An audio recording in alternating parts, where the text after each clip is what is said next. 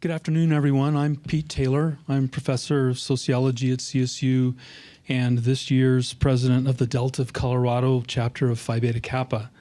We're very pleased today to co-sponsor with the College of Liberal Arts a conversation between Frederick M. Lawrence and Benjamin C. Withers entitled Academic Freedom, Bias, and Freedom of Speech in Democratic Society. Before we go further, I'd like to read CSU's land acknowledgement. Colorado State University acknowledges with respect that the land we are on today is the traditional and ancestral homelands of the Arapaho, Cheyenne, and Ute nations and peoples. This was also a site of trade gathering and healing for numerous other native tribes. We recognize the indigenous peoples as original stewards of this land and all the relatives within it. As these words of acknowledgement are spoken and heard, the ties nations have to their traditional homelands are renewed and reaffirmed.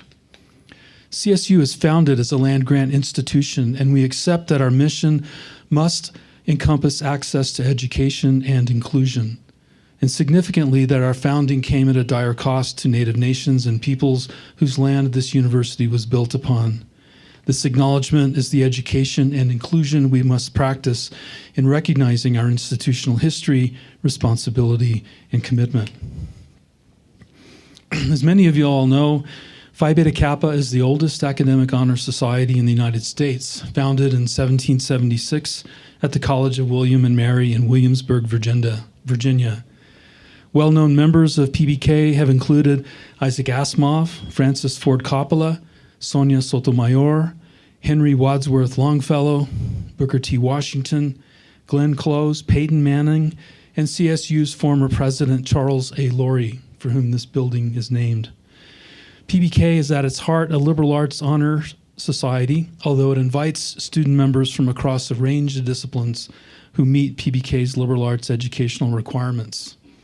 CSU's Phi Beta Kappa Delta of Colorado chapter was established in 1973, and today we have about 60 faculty members across campus on our mailing list. If you are a PBK member and would like to be on our list, there is a sign-up sheet here on the side of the room. I would like to acknowledge and thank our local Phi Beta Kappa officers for their service to CSU and our students through their PBK leadership. Could I ask those of you present just to briefly raise your hand as I mention your name? Sue Doe, Vice President. Kathleen Fairfax, Treasurer. Clayton Schunkweiler, Screening Officer. Doreen Beard, Doreen can't be here today. Bridget Julian, she'll be here soon. Patty Rettig, ex officio history and member at large. Carl Bergchart, ex officio past president.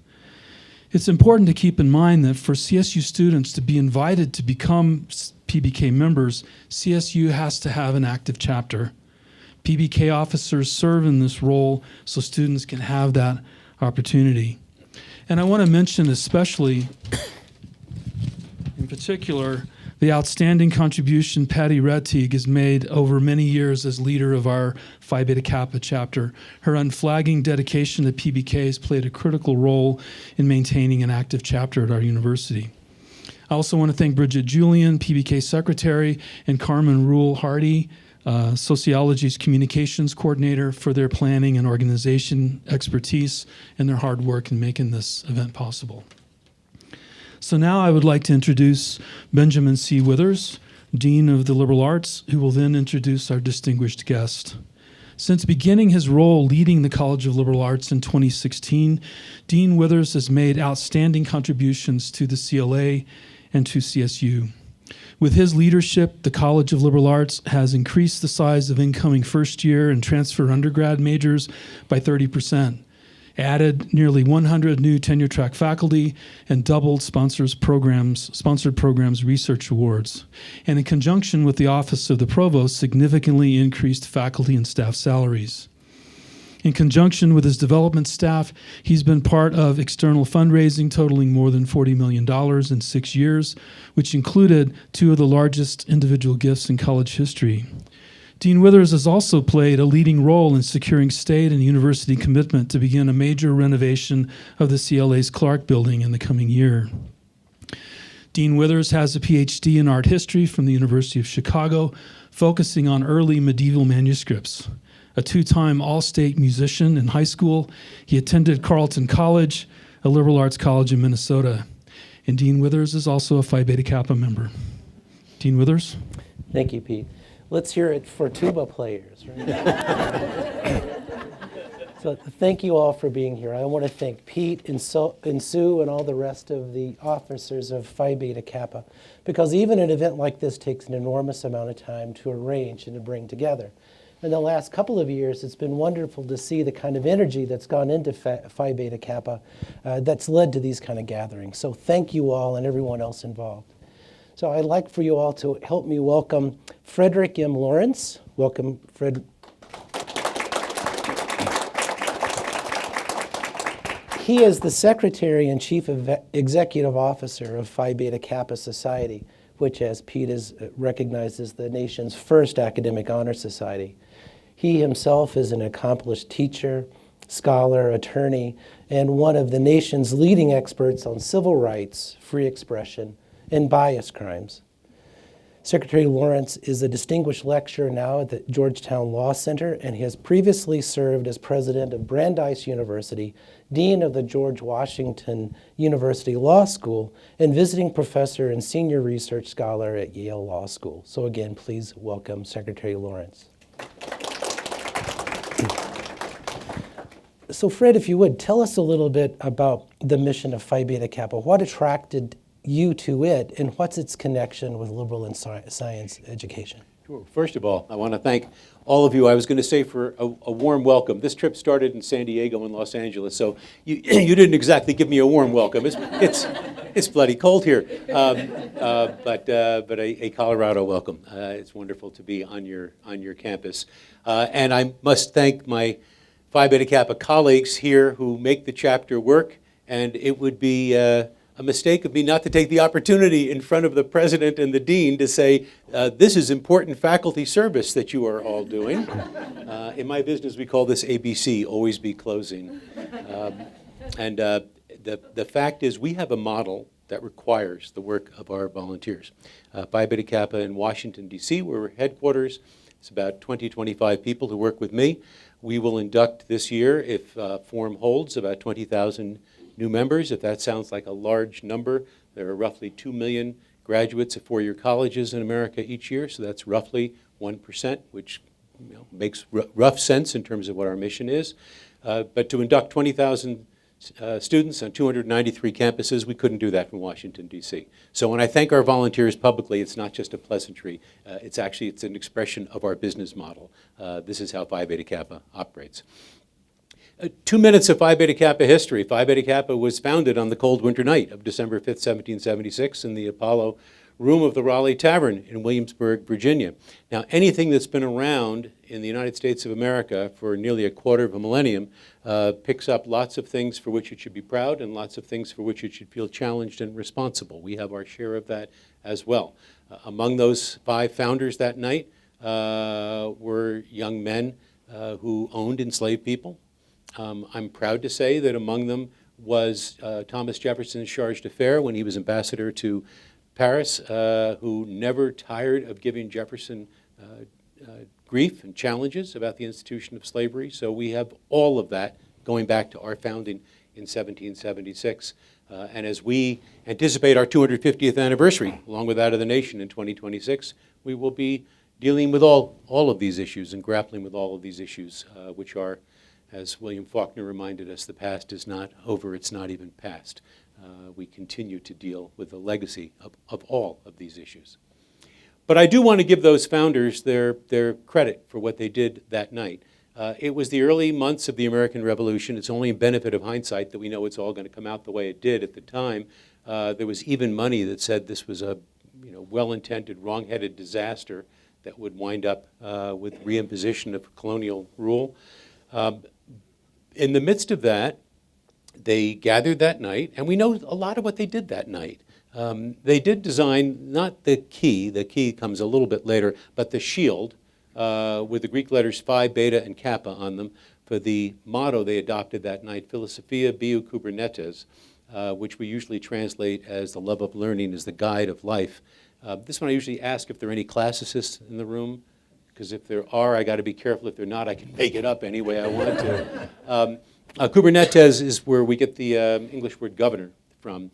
And so it has that sense of a governor or source of constraint. But in classical Greek, it actually has a marine connotation. So a slightly better translation than love of learning is the guide of life is probably love of learning is the pilot of life, or the helmsperson of life. It's a subtle but actually a very significant difference, isn't it? Because the guide takes you on a path that already exists, but the helm takes you out into the waters where there is no path. And sometimes the waters are choppy, as they were in 1776, and as they most decidedly are in our time. And what they committed themselves to that night, which seems obvious but was actually truly astonishing, was that it would be the love of learning, not even learning or knowledge itself, but the love of learning, the process of learning, would be their helm, would be their guide, would be their guide stone in this process. And we follow from that 250 years later. It has evolved, to be sure. What started as one chapter and then grew to several more chapters of small, private, independent liberal arts colleges in the Northeast has obviously spread to be a national organization. Roughly 1/3 of our chapters are public schools. We now include large and small faith-based schools and non-sectarian schools, HBCUs and other minority-serving institutions, all part of this mission of the furthering of the love of learning, the process of learning. That's the reason that Phi Beta Kappa, beyond awarding these keys to the most accomplished liberal arts and sciences students in the country, is also engaged in active advocacy work in a number of areas, in support of academic freedom, in support of free expression, as we'll come to. Those are not two ways of saying the same thing, although they are related. As I like to say, they are not identical twins, but they are cousins.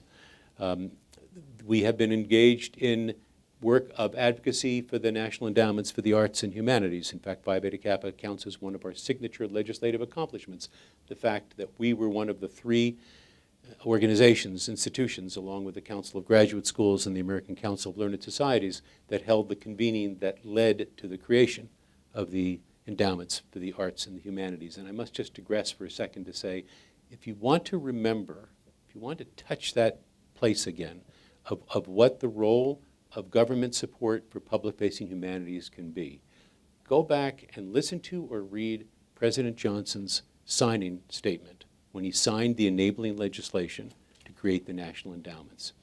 If President Kennedy had signed it, it would have been important too. But for a Harvard graduate to sign it is almost to be expected. Right? Lyndon Johnson grew up dirt poor.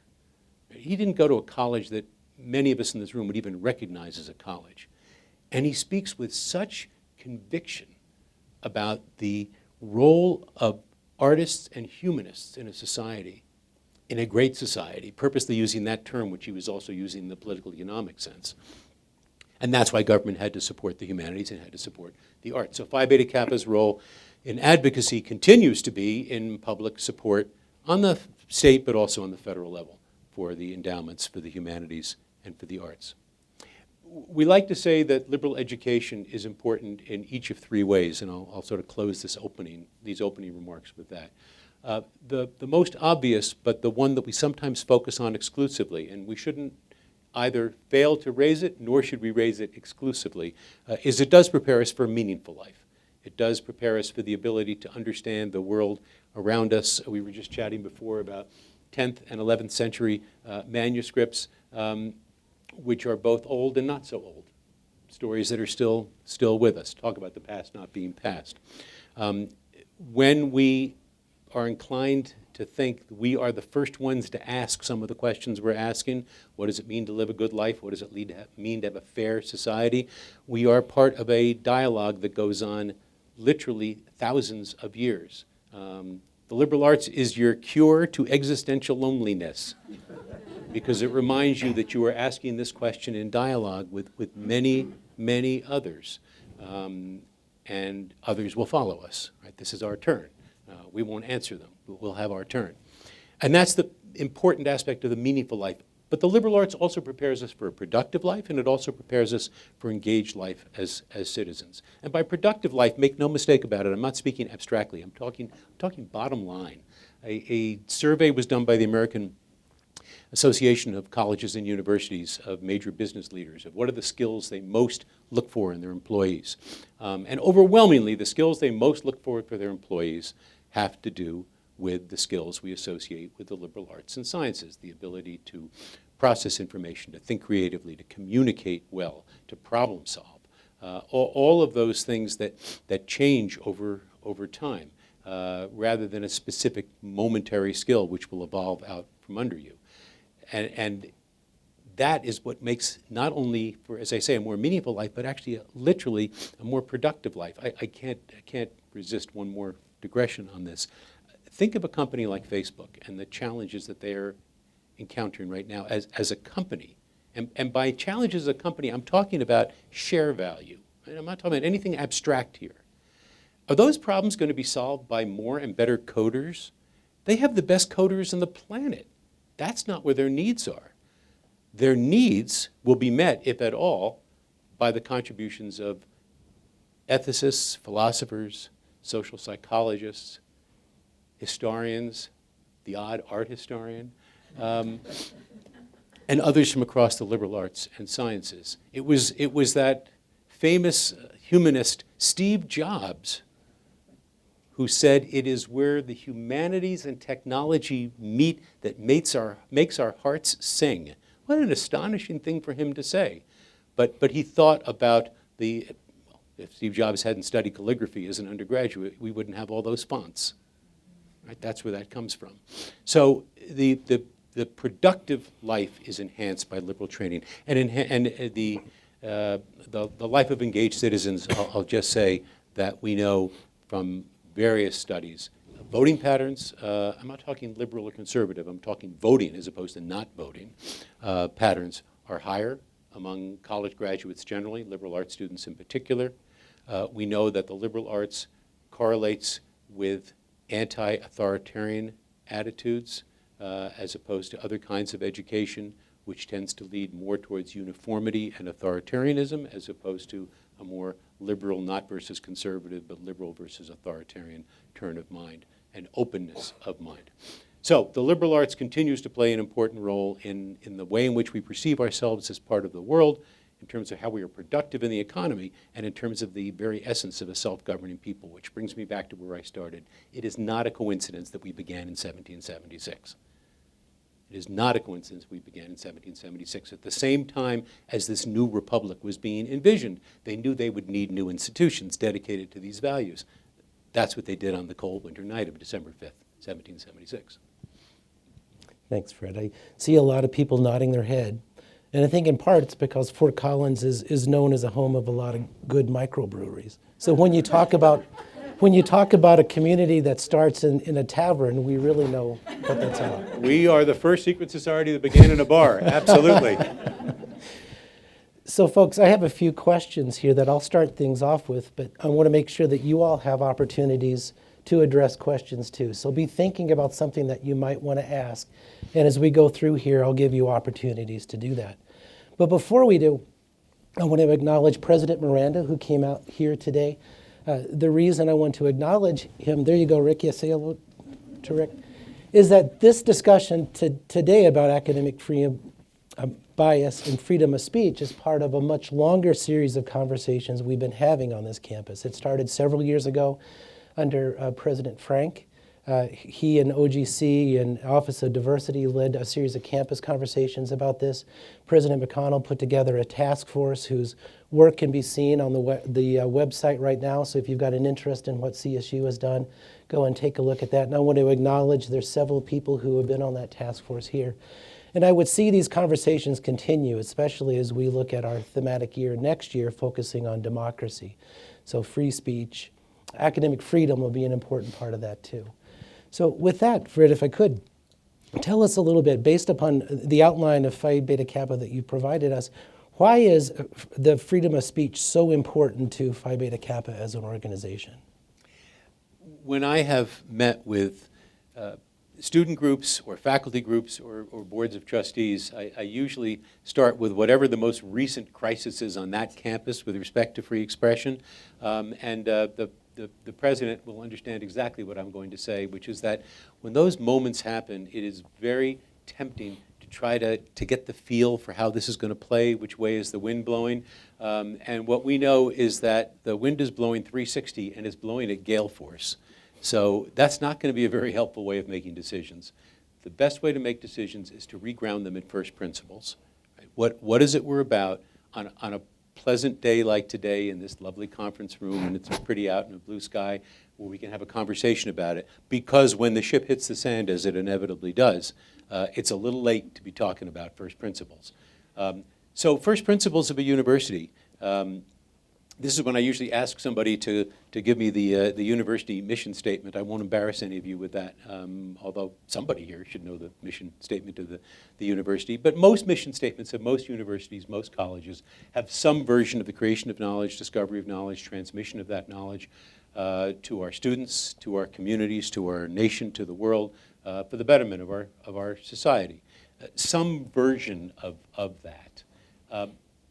You can't accomplish that mission without a robust system of free expression and free inquiry. I like to remind every team I've worked with, I said it to the Phi Beta Kappa chapter here just at lunch earlier, if all your ideas are good ideas, you don't have enough ideas. They're not all going to be winners.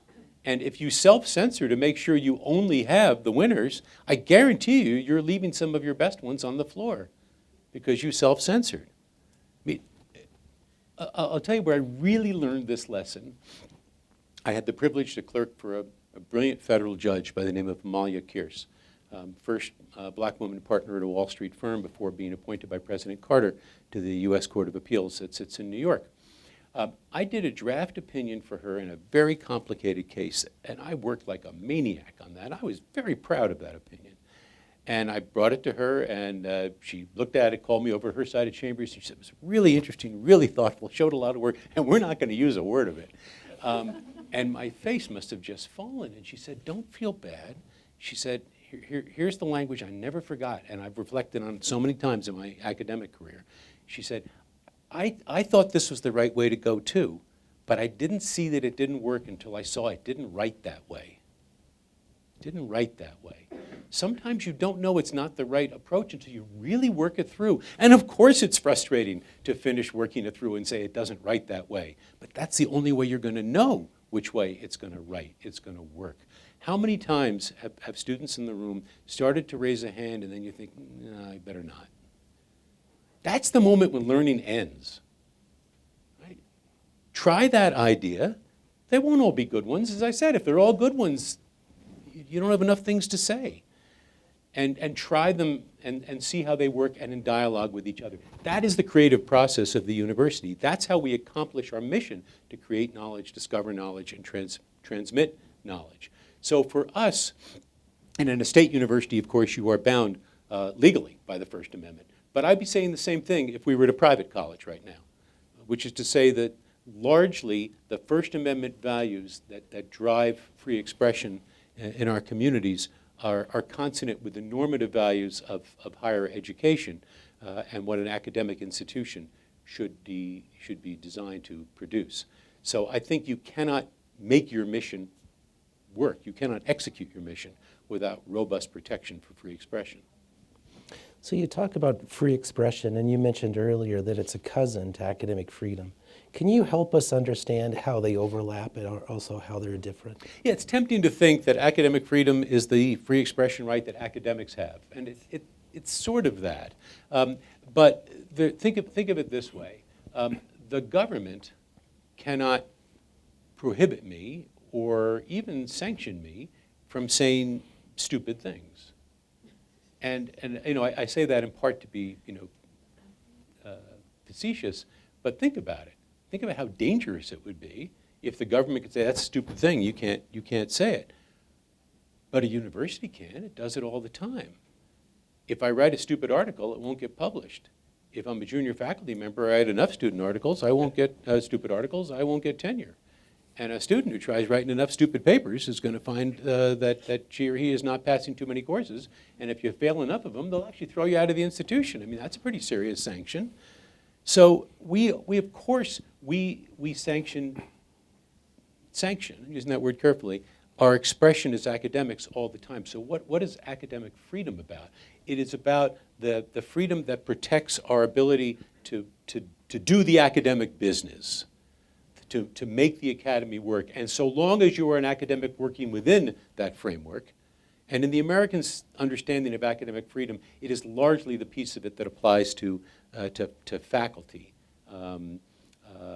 But the, interestingly, German notion of academic freedom, from which we borrow a lot of ours in the 19th century, had a whole side of academic freedom, Lernfreiheit, which is actually the students' version of academic freedom. Another lecture for another time. Invite me back next year and we'll talk about what would a world look like with robust student academic freedom. We don't talk about that in the United States as much as we might. But we talk about academic freedom for the operation of the university, which is based on the four core freedoms of the university. These four core freedoms find their way into American law, first in a separate opinion that Justice Felix Frankfurter wrote in the 1950s, a case called Sweeney against New Hampshire, which is a Red Scare, communist scare case in which the Attorney General of New Hampshire was subpoenaing the records and the notes of a faculty member. That'll put a chill down the spine of any faculty member in the room. And the Supreme Court overturned what the Attorney General was doing, but on very hyper-technical grounds about what the statute didn't permit. Frankfurter wrote a separate opinion, what we call a concurring opinion, which he says, yes, that's all well and good, but this also is a violation of academic freedom, and he lays that out. Frankfurter came straight to the Supreme Court from an academic post. He was at Harvard Law School before he went on the court, and so he's obviously bringing that background to his role as a justice. 20 years later, in the first case that upholds affirmative action, the case of Bakke against the University of California, that opinion by Frankfurter makes its way into the key opinion. So it then becomes the law of the land, and it's reaffirmed, interestingly, in each of the affirmative action cases. That's the major Supreme Court learning we have about academic freedom. So when we look at those affirmative action cases, when the Supreme Court decides them this spring, we'll be looking at lots of things, but one of the things I'll be looking at is what do they do with academic freedom, whichever way they come out on affirmative action. What are the four core freedoms of the university? Who goes here? Who teaches here? What do they teach? And how they teach it. Who goes here means that issues like the composition of the class should ultimately be left to the expert judgment of the faculty and the administration in putting together the class that will best accomplish the mission of that institution. Who teaches here, who's hired and not hired, promoted, not promoted, terminated and not terminated, is left to the judgment of experts in their respective fields. That, by the way, goes back a little bit before Felix Frankfurter. If you want a ringing statement about outsiders won't understand what it is we really do as academics and can't evaluate us, Immanuel Kant talked about that in the late 1700s with great rhetorical flourish, and I just have the feeling it wasn't an abstraction to him when he was talking about it. What they teach and how they teach it tells us that a lot of the legislation in many parts of the country right now about banning certain things from being taught, certain approaches of being taught, sounds right in this core issue of academic freedom, that it's for universities that have to be able to play those roles. So you see that's adjacent to free expression. It has aspects of free expression. But a free expression right is a liberty right that belongs to all of us as citizens and that bans the government from doing certain things to restrict us. The academic freedom right defines the rights of the university and requires the university to support the work of those within it to further the mission of the university. So this sense of free expression sounds like a great thing. We should have more of it. Like there shouldn't be any limits on free expression, right? Well, that sounds like a plant question, doesn't it?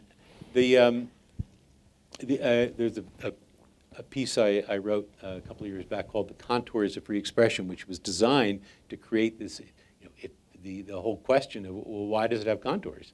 If it's an unlimited right, then there's just free expression. Because of course we know that all rights in a civilized society have certain limits, and the real action is where do we place those limits. we place them, I mean, let's start with some easy examples. I always tell my students, start with the easiest examples because there's probably some analytic power in that. The very fact that they're easy tells you that let's unpack what it was that made that easy. So conspiracy, planning a crime, that can certainly be precluded.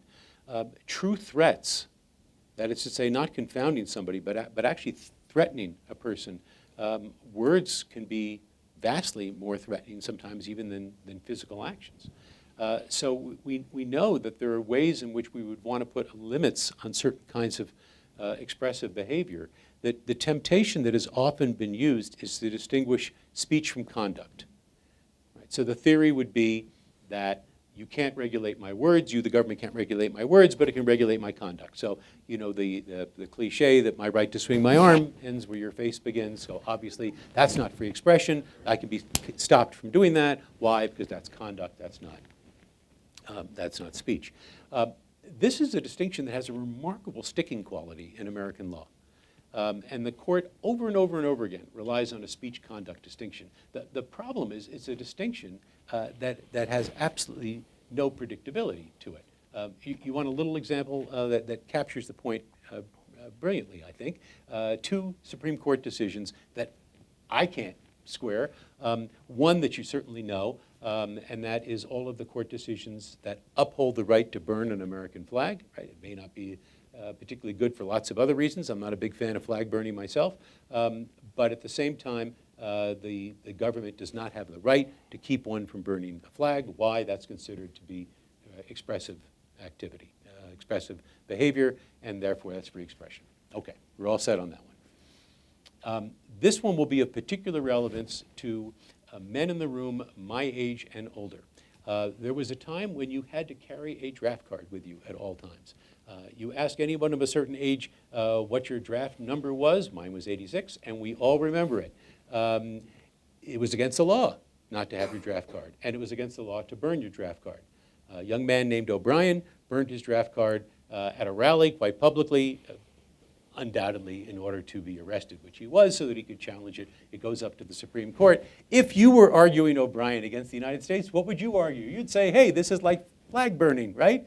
And the Supreme Court says, I'm glad you're all sitting down, that no, this is conduct. This is not expressive behavior. So you see, the rabbit has been completely put in the hat before it gets pulled out. That which we wish to protect, we call expression. That which we wish to regulate, we call conduct. When in fact, the best way to understand draft card burning, just like flag burning, is that it's 100% speech and 100% conduct. And it is better instead to think of this in terms of expressive behavior. They're all expressive behavior. But then, so where do we put limits? To me, the limits come, just as they do, by the way, in the criminal law all the time. I'm not pretending these are easy questions to answer, but I am convinced this is the right question to start with, which is, what is the intent of the actor? Is the intent to disrupt a class? Is the intent to threaten someone? Or is the intent to communicate a particular position? And that gives us a great explanatory tool here. So I'll give you a concrete example if this is starting to sound a little too abstract. When I was a dean at George Washington Law School, I was also a trustee at Williams College, where I had gone as an undergraduate. We like to think of it as the Carlton of New England. Go Knights. One of my idiot savant talents is knowing a lot of mascots of different teams, and yes, I know you're the Rams.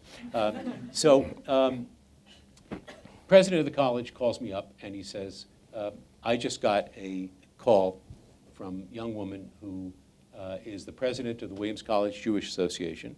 She woke up this morning, on her dorm was posted a poster that said, you must vacate your room by the end of the day, otherwise, well, not otherwise, you must vacate your room by the end of the day. All your belongings will be taken out and the room will be destroyed. It was designed to ape the notices that the Israeli Defense Forces put on the homes of Palestinian families where someone is or is suspected of being a terrorist.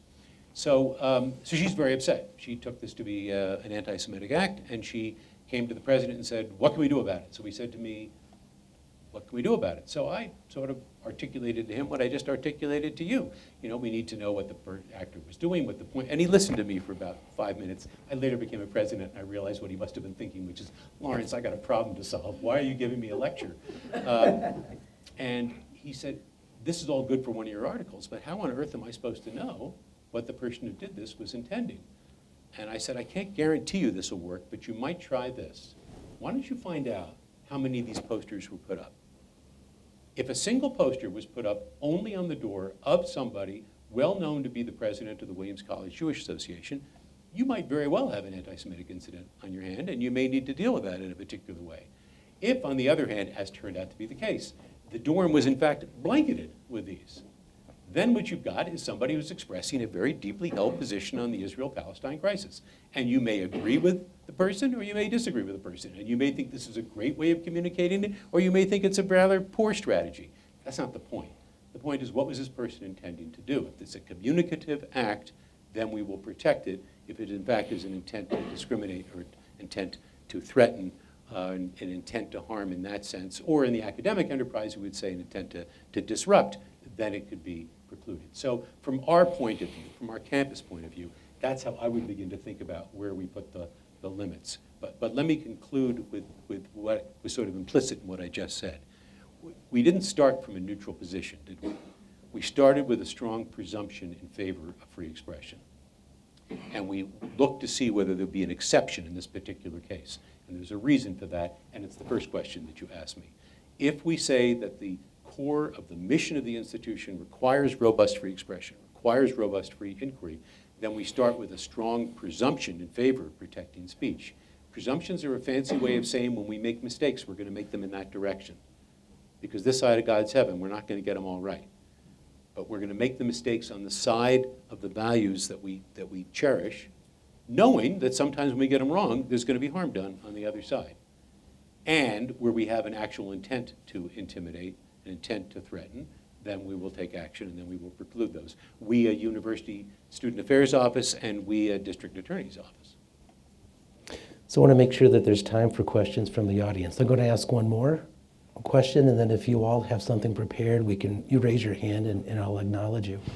So following on from what you just talked about there, the intent and impact, we put bias in the middle of our title, right? So we said our title is Academic Freedom, Bias, and Freedom of Speech in a Democratic Society.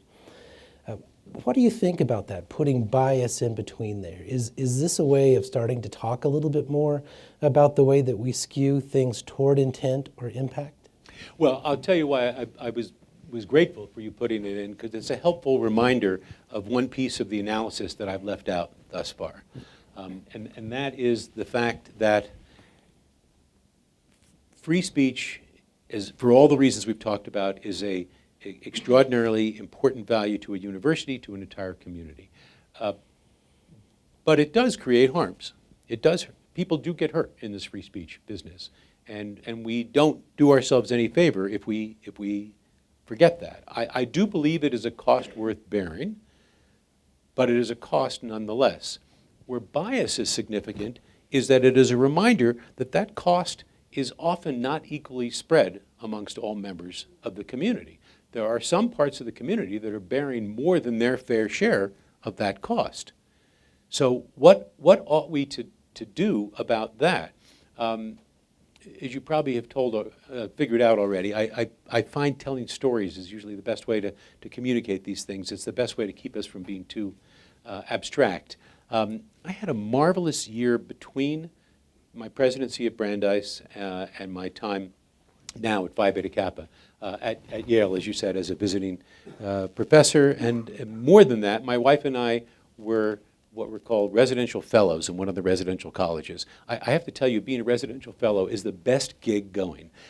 You do not want to be head of a residential college. That is a real job. God bless the people who do that, but that is a real job with all of the things that happen with undergraduates.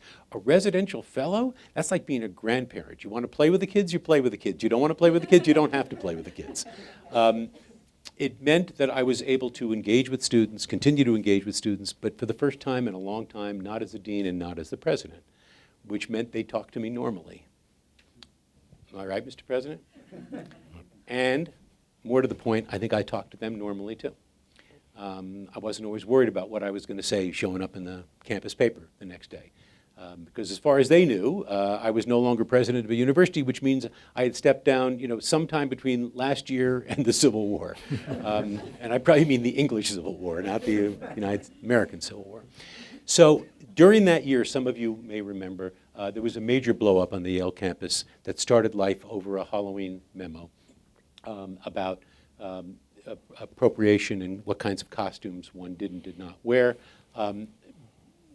Too long a story to go into in detail, but before it ended, it had totally enraged and enwrapped the campus because there were those who said, why we have to have a mommy state here, let them wear whatever they want to wear, people get hurt, it's a good way to grow. My grandmother with a third grade education would have had the right answer to that. She wouldn't have said it's constitutionally protected. She would have said that's rude and unacceptable behavior. And by the way, she would have been right. The campus was inflamed, and I had the opportunity to spend a lot of time talking to students about it. As I said to the president of the university, I'm really sorry for what you're going through, and I hope you'll appreciate it when I say, this is so interesting for me, because I could really be on the ground in a way which I hadn't been. One of the students who sort of adopted me, and I guess I adopted him back, was an African-American student with whom I had breakfast once a week. And we were talking about this particular issue, and he obviously was very consumed with a lot of it and very upset about a lot of it. And I was talking about much of what we just talked about. And at one point, he just fixed me with a look I can still see.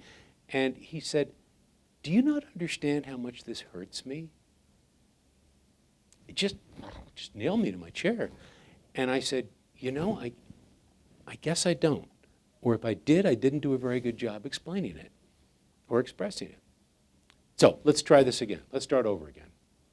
I'm sorry. How are you feeling? What's going on?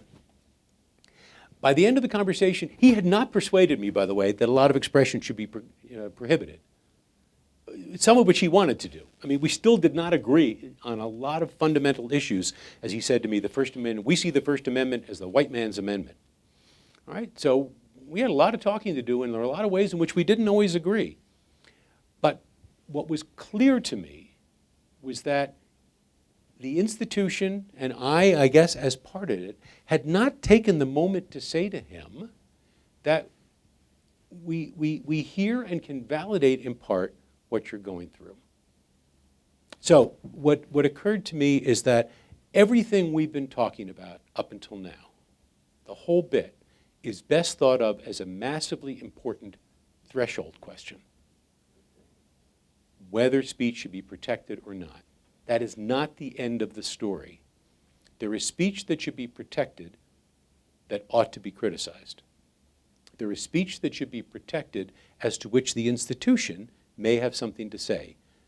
A wise president and a wise dean is very careful about not calling First Amendment balls and strikes on a daily basis. You don't want these issues coming from the top down. You want them coming from the community up. But you pick your moments, and I regret to say in the time in which we're living, you get them.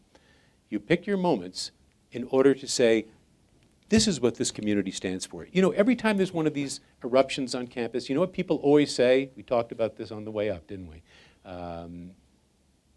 This isn't us. I got a better idea. Don't tell me this isn't us. Tell me who us is. What are you?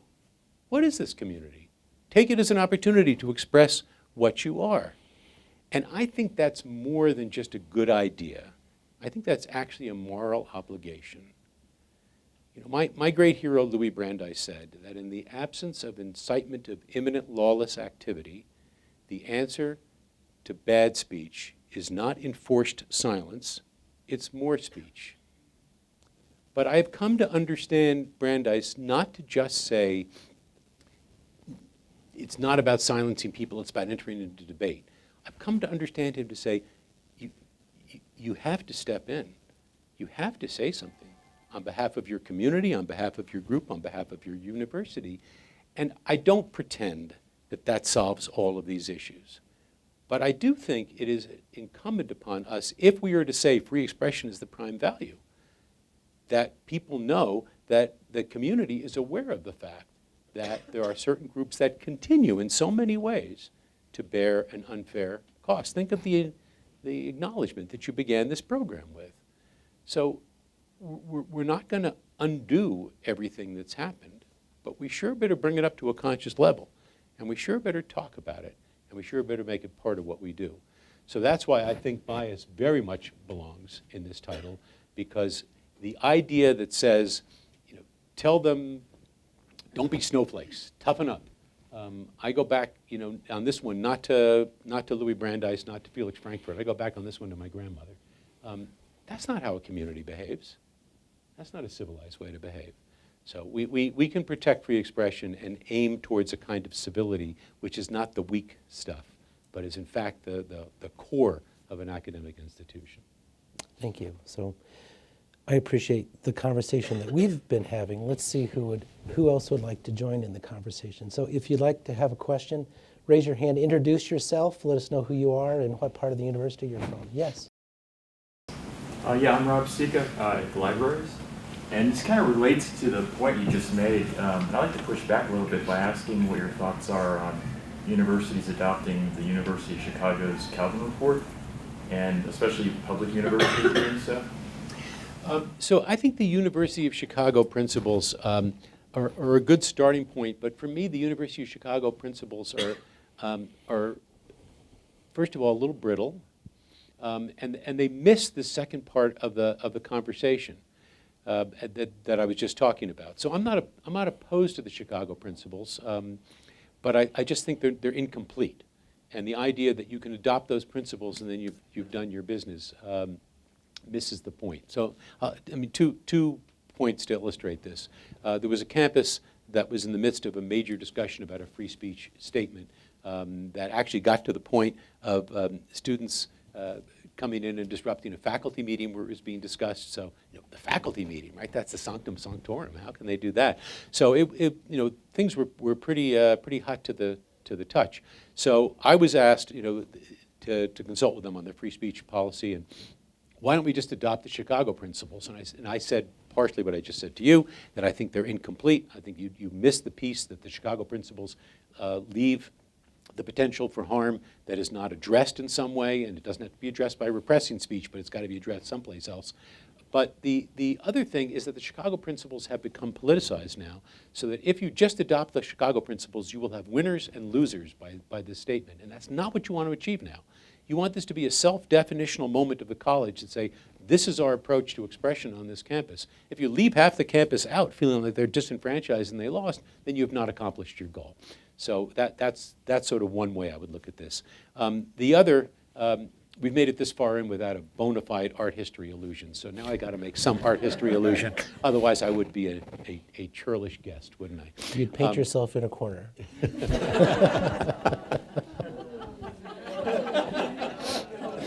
You're on your own, brother. The art and cultural critic, Robert Hughes, wrote a really interesting article that actually is right on these issues, although he was going at it in a slightly different way. A number of years ago, in the aftermath of the kerfuffle over the Robert Mapplethorpe exhibition at the Cincinnati Museum of Art. Some of you will remember this. Mapplethorpe's art, for those of you who don't know Mapplethorpe's art, it's a little edgy. If you do not like crucifixes dipped in urine, this will not be your cup of tea. So he had an exhibition of his work, and obviously that's not the only thing he does. At the Cincinnati Art Museum, the great and the good of Cincinnati were appalled by this, and so they decided to take it down. So you all know what's going to happen next. Mapplethorpe or his supporters sue, and of course the court in Ohio has to say, as a matter of free expression in the First Amendment, Cincinnati Art Museum being a public museum, he has the right to exhibit the work, and so they have to put it back up. End of story. Not quite. Hughes writes a brilliant essay in the New York Review of Books in which he says, Americans, he's Australian, remember, Americans always over-constitutionalize important questions, as if the only important question is whether this art is protected or not protected. He said, Of course the art is protected. I, Hughes, don't find that to be a particularly interesting question. What I find to be a very interesting question are the aesthetic questions about this work. By focusing solely on whether the work is protected or not, we don't get to the aesthetic question. We sort of short circuit the aesthetic question, and all good, right-thinking people line up on the side of it's protected. But what about once it's protected? Don't we get to say, you know, that piece is rather good and this some of the stuff less so?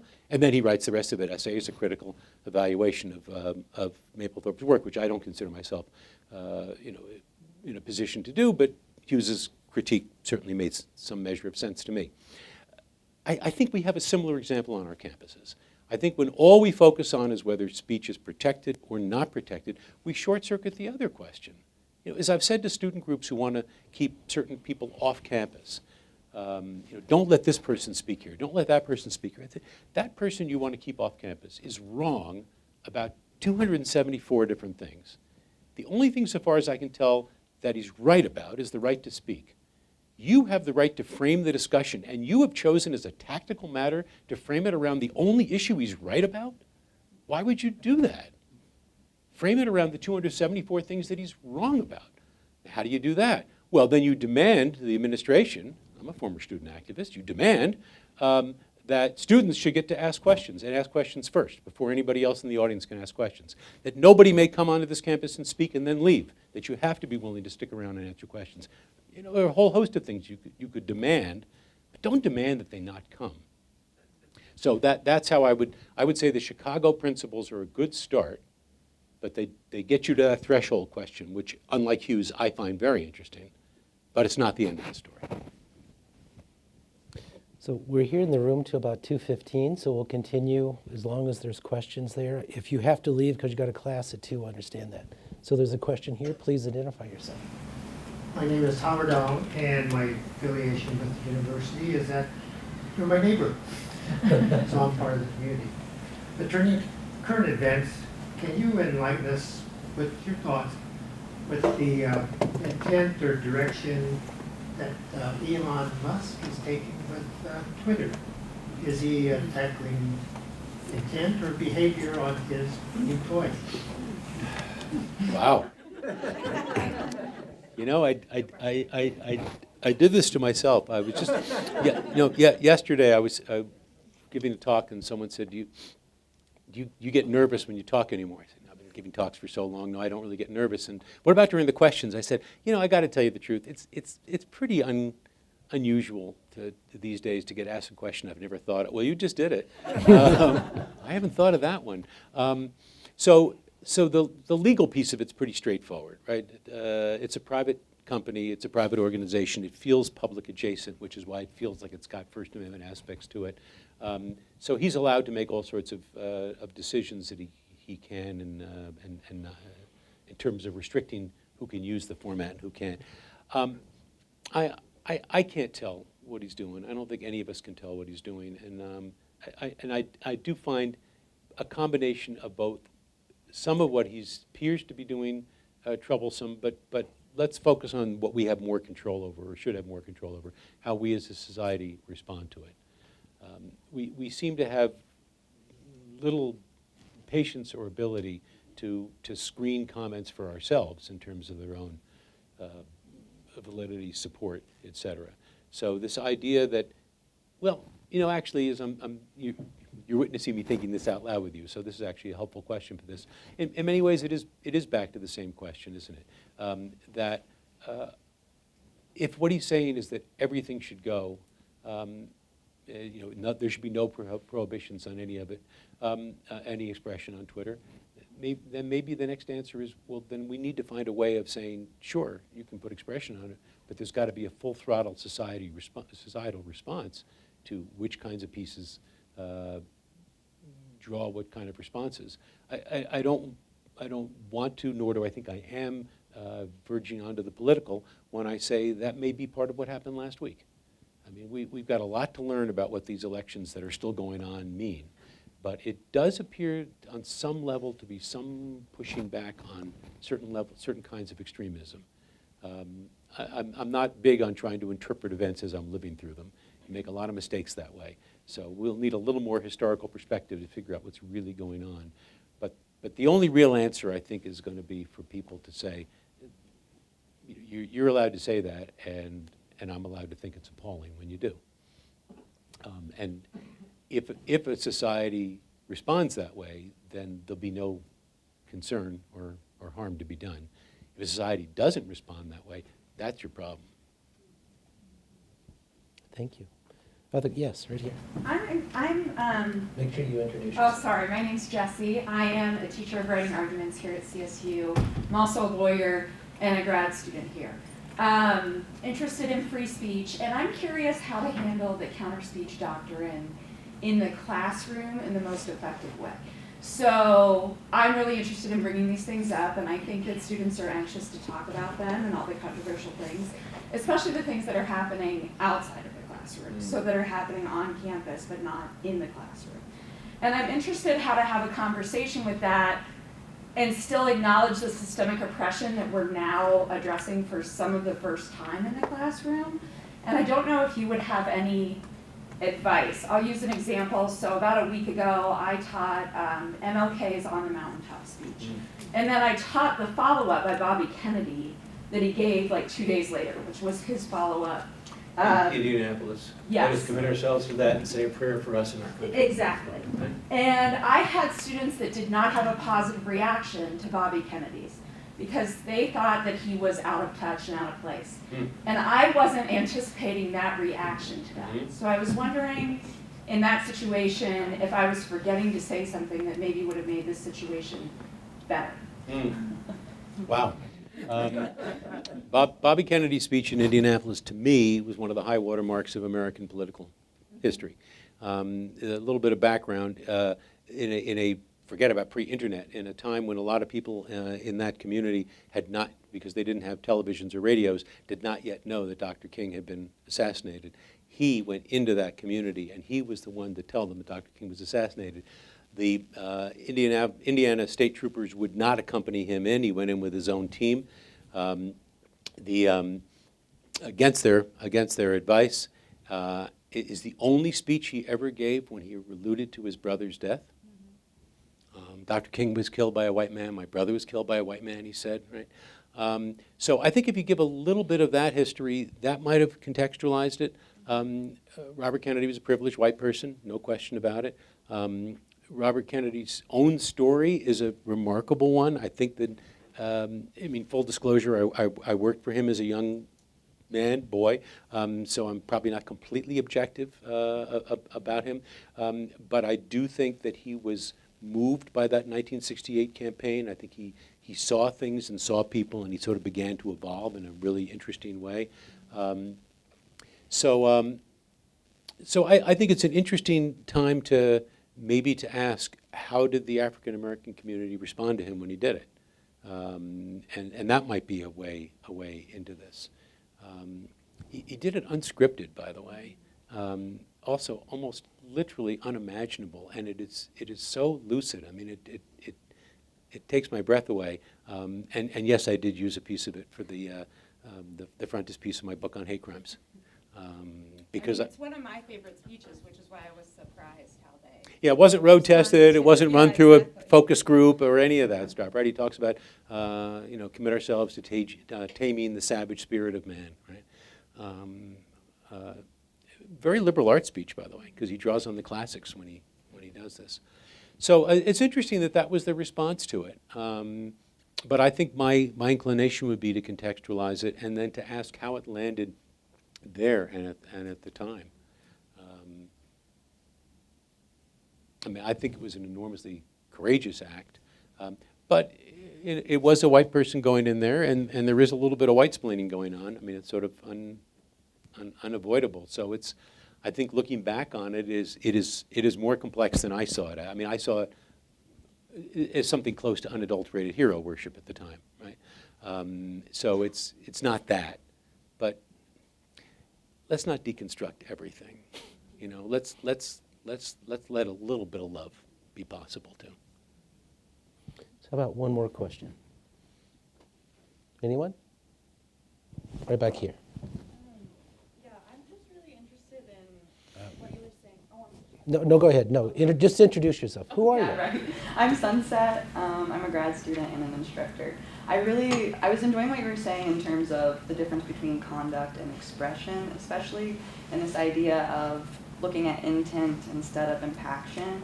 I'm just curious about when the academies has the best intention and the impact far outweighs. Like, so thinking of going back as like,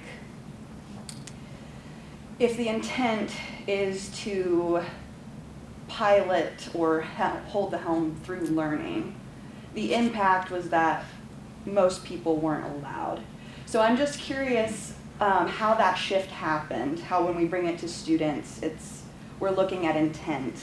But is there somebody who does that for the university as well, like outside of the students and things like that? Does that make sense? Yeah, I think so. I mean, let me take a pass at it. I mean, there's a reason I actually pay attention to mission statements. I mean, you can, one can roll one's eyes at mission statements, and sometimes they're sort of one piece philosophy, two pieces PR. So you want to be a little careful of that. But it is the place where the institution commits itself to something, and so I think in that sense, that is the intent of the university. I mean, I don't want to embarrass your president now, which is why I'm not making eye contact with him. But what he and I know, and what anybody who's run a university knows, is that the dirty secret is it's not 100% clear what the president actually does. No, I'm being quite serious here. Right? These institutions run themselves, bless them. Right? It's what the faculty do in their classes and their labs. It's instructors and in studios and playing fields. I mean, that's where the action happens year after year after year. So what does the president do besides try to provide the resources? The president is the one who does get to say from time to time, we stand for this. Right? That's what this institution's about. Anyone who's done that, I feel pretty confident in saying, really does, and this sounds terribly corny, I know that, but you really do feel all the people behind you when you're saying that. And I don't just mean the ones on campus at that moment. You really do say things like, I'm the 10th secretary of the Phi Beta Kappa Society. The first one was appointed in 1883. This was placed into my trust to leave it better than I found it when I handed over to the 11th secretary of Phi Beta Kappa. We say stuff like that, and we mean stuff like that. And so you do get your turn to say, this is the intent behind the university. And as sure as we're sitting here, and we make our statements about what other people did when they took land away and what other people did when they excluded people, people are going to be making statements about us too. Right? It's tempting to think that history ends with us because we got it all right. That is most assuredly wrong. But we're bound to leave it better than we found it. And we're not permitted to say, I can't do anything about it. So I think the institution thought of that way does have an intent. Its mission statement does express that. And you all, students, faculty, staff, neighbors, can hold it to that standard, to that self-expressed standard, and say, this is what you say you are. This is the standard we hold you to. Sure.